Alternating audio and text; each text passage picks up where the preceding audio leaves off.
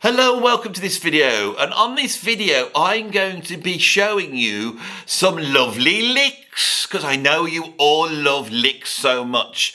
This is going to be a new series that I do called Let's Get Licky, and on this I will show you a lick and then I will tab it out and then you can copy the lick exactly. And even though this has very little educational worth, you can be impressed by the lick I've just done. And because it's just a lick, I can stick it on Instagram or maybe a YouTube short and everyone can watch it and they can go, ooh, what an amazing lick that man's got. I'm very impressed, I like him. And the licks will be very hard to play. So I'm going to show you the lick now. I've got my guitar here. This is an Ibanez guitar. Yeah, it's gear, and you all love gear, don't you? So here's some gear, and the lick in question, it starts with that little finger there on this fret here. No, actually, I'll do it on this fret here. So on the 12th fret, this is now an attempt to make it seem educational. On the 12th fret, put your little finger, then just play this lick if you can. Oh, let's do it again. Nah, I did it wrong. No, I can't do it. No, it's all going wrong. I think the first one was best, wasn't it? No, don't worry. None of this will be in the video now. I'll get it. Don't worry. Come on, Andy. Ah, no. Ah, no, I'm supposed to drop down, aren't I? Oh, that was nearly there. Maybe if I just keep really still and just... I'm never good on these low strings. Oh, let's try it again.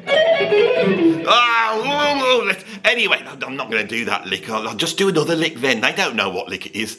Do another lick. Okay, so where was I? So this lick, this one starts with this finger here, and it starts here. Right, no, it starts on this one here, so that there, that's the 12, 11, 10, that's the 9th fret, so that would be, what note is that?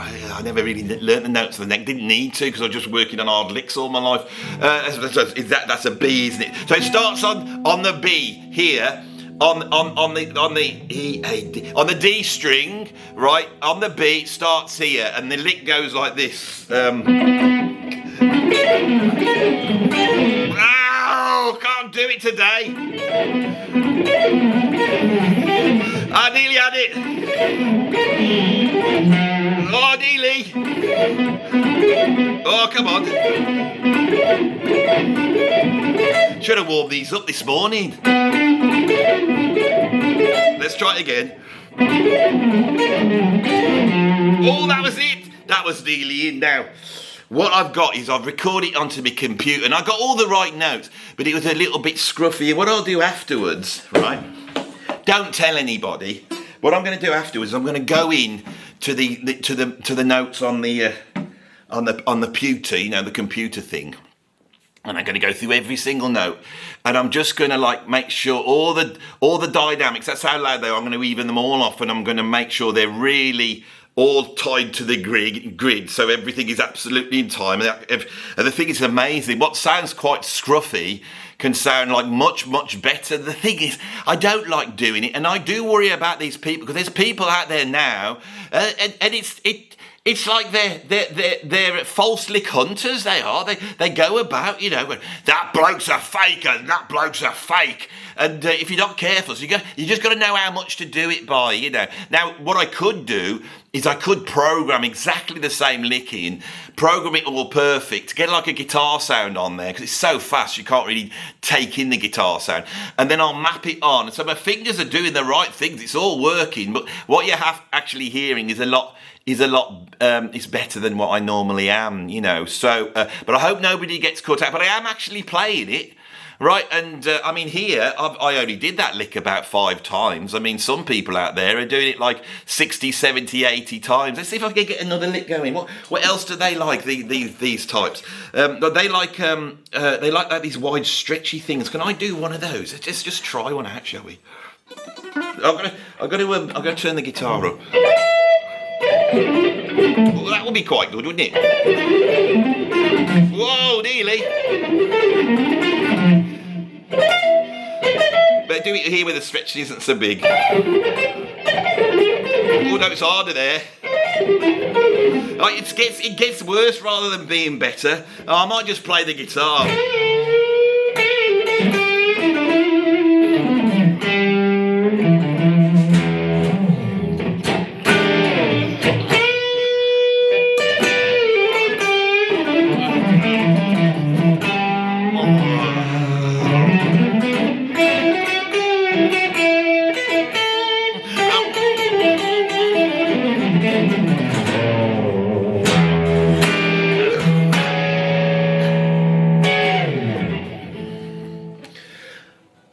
The first half of this video was a parody. It was taking the mickey, right, for those of you that don't have a sense of humour and don't understand irony, it was taking the mickey out of these sort of lick-playing guitarists who are on Instagram that sit, you know, they sit on a chair, they never stand up, and they play one lick and you go, whoa, look at that lick. And then because we have digital audio workstations with all the stuff that can happen there, they tend to buff it all up in Pro Tools or whatever it is.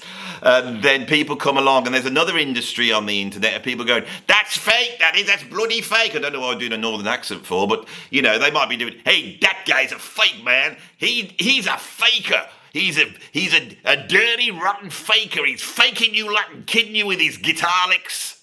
Now, I think this as an issue is, I'm going to move up a little bit closer now because I think the audio will be better. Because as you know in my videos, especially with this one, there's going to be absolutely no editing whatsoever. This is going to be raw, raw, raw. I've deliberately put the speakers right at the back of the room, so you got loads of room sound. And I've not warmed up, and I've picked up the guitar and I've played it. And I haven't worried about scrappiness or scruffiness. In fact, I've utilised the scruffiness of my playing into the sort of humour of this video. So, I've been playing the guitar for 40 years, right? I can play the guitar fast. I got some chops. I can do some stuff like that. But I've never been a neat player. But if I'm warmed up on a good day, those licks really come together. Now, when I do a guitar solo, and at the end of that thing, I actually just played the guitar. I just played the guitar with no consideration of licks or speed, because every bit of practice I ever did in my life was to try and be able to play. Right, all this practice that people do to have all this speed and facility to be able to do all this stuff, and all the attention that you have on being perfect is required when you learn. But when you come to play, you forget all that, right? And nobody's saying this, right? And learning a lick can be of use, but it's of limited use. Maybe you want to learn how to play over a certain chord, so you want to understand harmonically what's going on. That could be of use. And some licks are really good for training facility. That's really good. But really, if you forget the long-term aim, which is being able to play, right? Being able to play. And being able to play is a bloody mystery. A, you've got to have something in here you want to get out. B, you've got to have the facility to sing a line in your head and be able to play it on the guitar. That was B, was it? C, you need the ability to play your ideas on guitar and not let your fingers not be able to keep up with what you've got in your head, right? And that's not just speed, that's also bends in vibrato, all these lost things that everyone's forgotten about.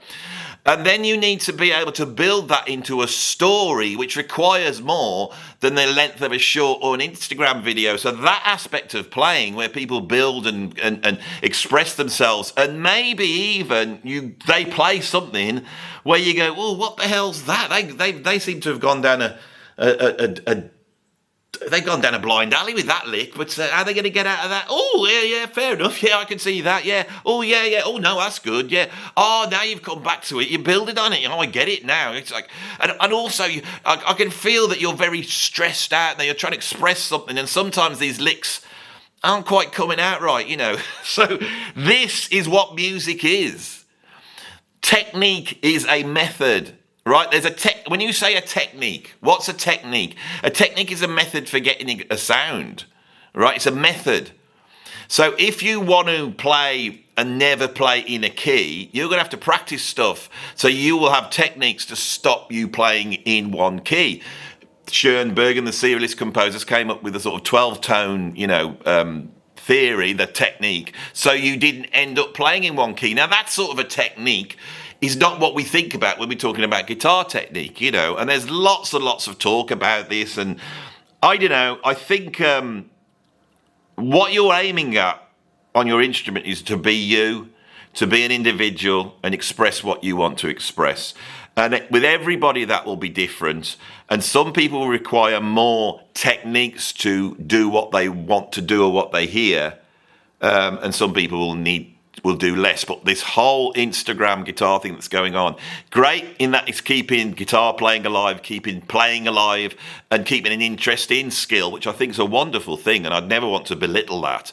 But by the same token, it's not really selling the idea to young musicians that they should be trying to find a way of expressing themselves and to be able to sing on their instrument and play long form ideas. I'm going to try and play a long form idea. This is something that no one ever do. Solo guitar, it's covered in distortion. So what have we got?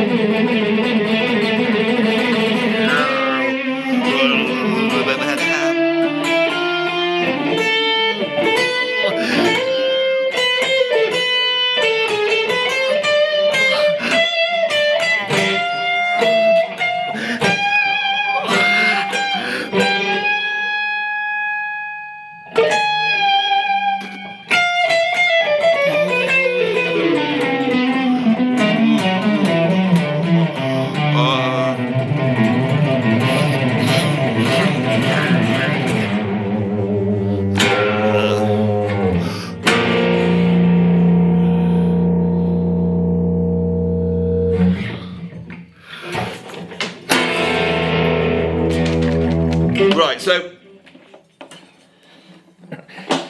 I'm not focused there on trying to show off my technique, but I deliberately put some fast bits. I thought I'll put some fast bits in, but let's try and use the speed, the facility I have to pick reasonably fast, to maybe create a tension in there. And it was dark and minor, and I love that sound, and it's got a sort of a cross between Jimi Hendrix and Bach, staccato and fugue. I've got that sort of feel going on, and touch the old Al Di Meolas here and there.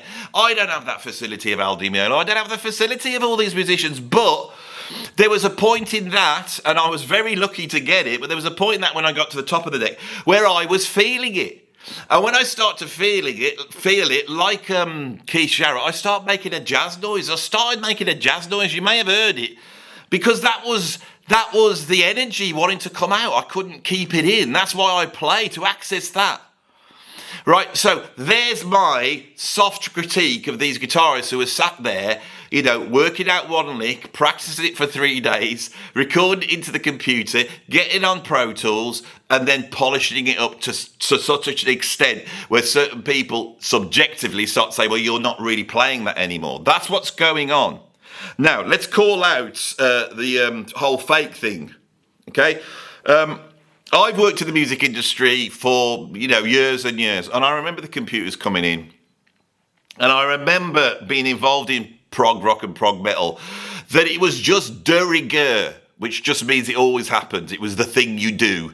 and everybody did it, was to go in and fix absolutely everything. You would turn up to a session as a drummer, you would put your drums down, and as soon as you went to make your cheese cob in the kitchen and a cup of coffee, there they were quantizing it all. And I'd go, well, I played in time. Yeah, no, we'll do it. We just do it to everything anyway. We just sort of quantize all your drumming. Then they go in there and they don't have your drum sounds. They trigger your sounds. They get your sounds to trigger another drum sound. So suddenly you're playing, but it's not your feel because it's been quantized, and it's not the sound of you hitting and striking the drum. All that's been taken away. Then they come along and they start to go, oh, he played something different there, or he's a bit wobbly there, wasn't he? Or I don't like that thing. Pulling in a bit, and so suddenly that sort of linear performance, which when you put a Jimi Hendrix album on Led Zeppelin, you could feel it as they play the track. Often those are played live in the same room at the same time. And so you feel the track growing. It might even speed up and slow down and all that type of stuff, but it will definitely build an energy. And those guys would have been sat there playing until they got that feeling inside where they went, yeah, I felt that felt good. Producer, did that feel? Yeah, that felt good to me too. Well, that's the take. There we go. Right, all this has been lost because of the digital audio workstations, and you can polish, and everything is polished in the studio. So when you listen to any sort of rock album, prog rock album, any of these albums, most of them, 95%, the audience would not class as being performed. Dream Theater, all of them. Hacken, I've heard them all. All these, especially the prog metal end. I think if the fan base was in the room watching them being done, they would go, that's not real. Now let's take Polyphia, or Polyphila as I call them, Polyphia with Tim Henson, right? That bloke, everything is faked. Everything he's doing has been stitched together in the studio. It's been created and sculpted at the bloody digital space, right? I'm not saying the guy can't play, but I don't think anybody can play like that. And so that has been manipulated to a point where most people would not class that as real playing. I don't class it as real playing. And yet, these internet types who are criticising everybody, they're not criticising any of the big guys. They're not criticising all the, the Dream Theaters or any of them and going through and analysing that to see what's been programmed. Even though I can remember once being in a studio, putting some drums in, and I had to go,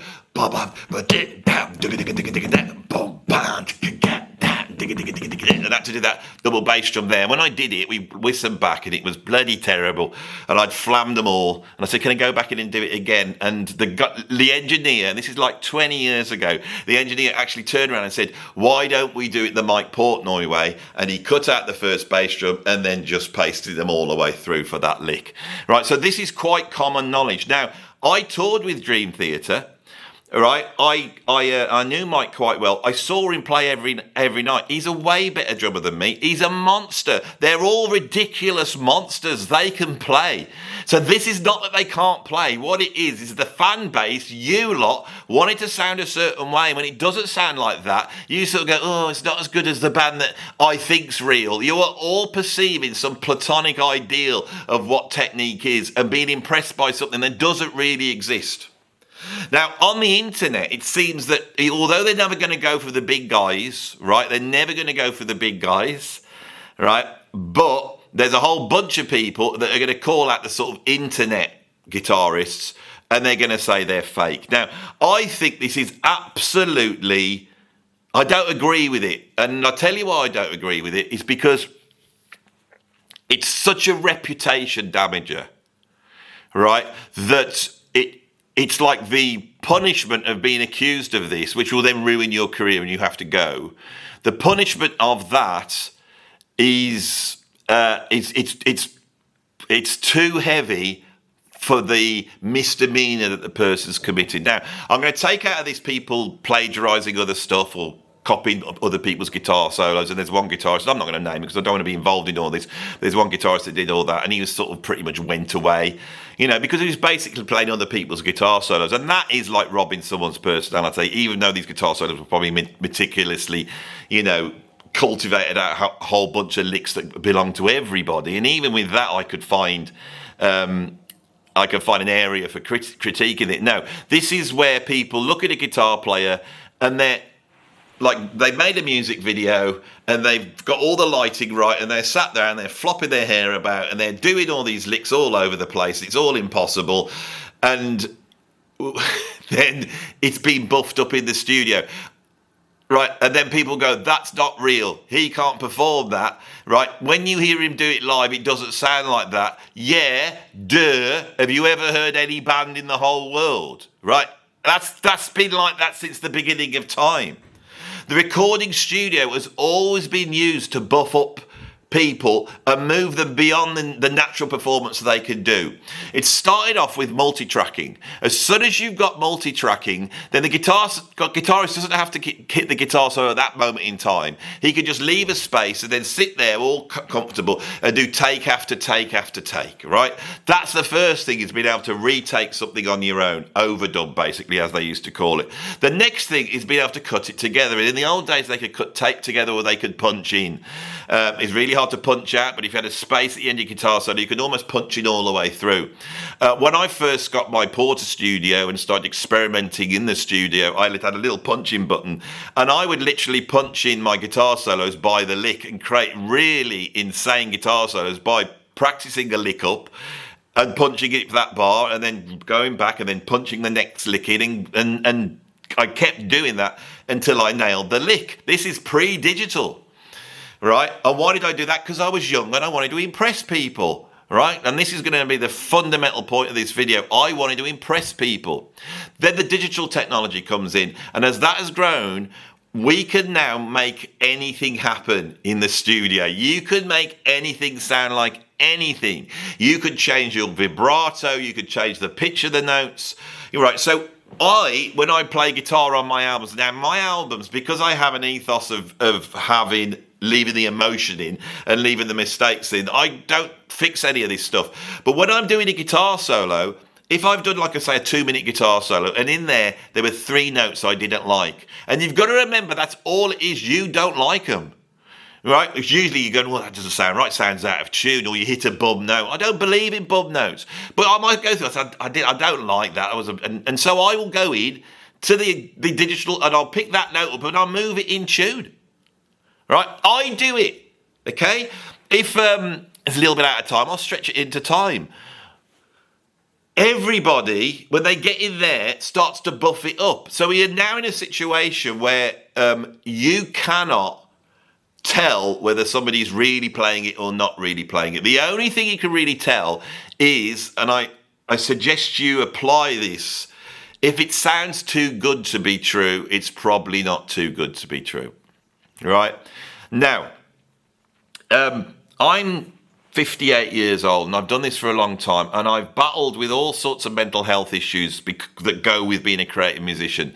And I know the guys that are putting their stuff out are horrified, and I deal with this all day long, musicians, and they can be middle-aged, old musicians that are still terrified of appearing to make a mistake. They want to present the idea to the world that everything they do is absolutely perfect, right? And nobody is. And they get panicky. And, some people will come down here and they'll do a session for my channel where we know that I'm trying to capture something happening in real time. And they cock up and I think, oh, this is brilliant. We cocked up. Let's get it back on track. And I can show the world us cocking up, and then people can watch it and, oh my God, they cocked up. I wonder if they're going to get it a second time. And I think that's more engaging. But certain people go, no, you can't do that. I'm not having any mistakes on there. Now, the reason is because they do not want to appear not being perfect. They've got perfectionitis, basically.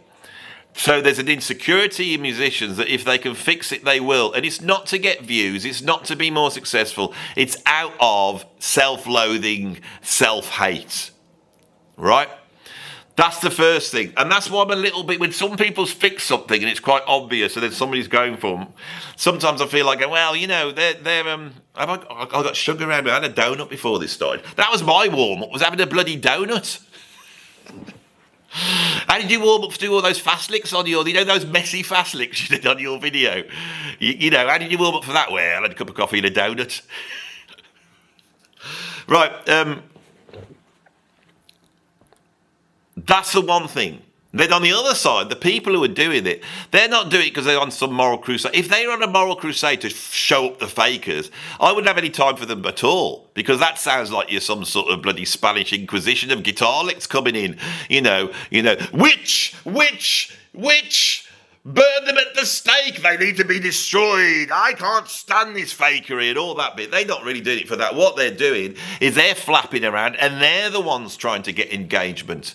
Because if you can call somebody out in this day and age, it goes viral, and then everybody's going to do a reaction video to it. Oh, so-and-so's a fake, so-and-so's a fake, right? Now, I'm friends with a guitarist, you may know him. He's called Roy Marchbank. He is technically the most advanced guitarist in the world at the moment, and he should have a worldwide reputation for being able to do stuff on the guitar that no one else can do. And yet Roy has suffered with being accused of being a fake. Now, this reputation has gone more recently. Now, why is that? Because a few years ago, perhaps he did a little bit of a production job on some of his guitars, not faking it, but maybe just going through, doing lots of takes, getting it absolutely perfect, a little bit of editing here and there, which is what everybody does. For the last 10, 15 years, everything he's done, he has to put down in one take to iPhone. He has to work in a restriction, which I think is damaging to his creativity. And his creativity is way beyond the chops on the guitar. When you see someone with that sort of technique, it's because they have a vision. I work with Roy Marchbank, and he has a vision. He's one of the greatest musicians on the planet at the moment.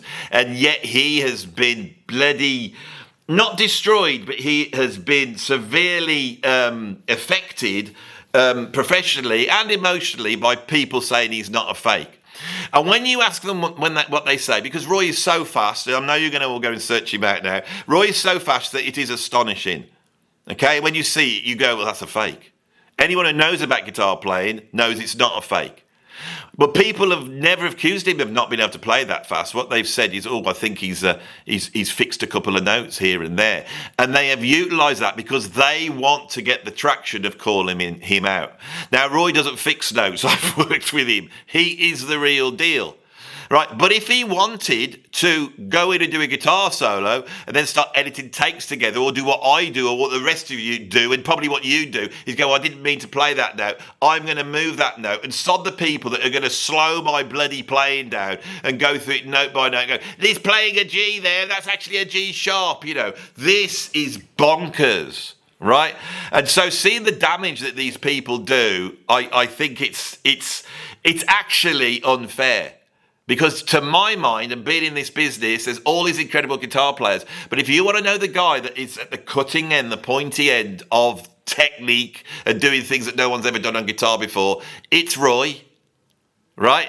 It's Roy. And the fact is that hasn't happened because of these bloody gatekeepers who are saying what is fake and what's not fake. We need to scrap all this. It shouldn't be happening. Music's music. If you want to fake your stuff, fake it. If you don't want to fake it, don't fake it. Do whatever you want to do. Leave everybody alone. Don't use it as traction to make your own success, because I tell you something, these people who are doing that, what they should do, I believe, is do what I did today.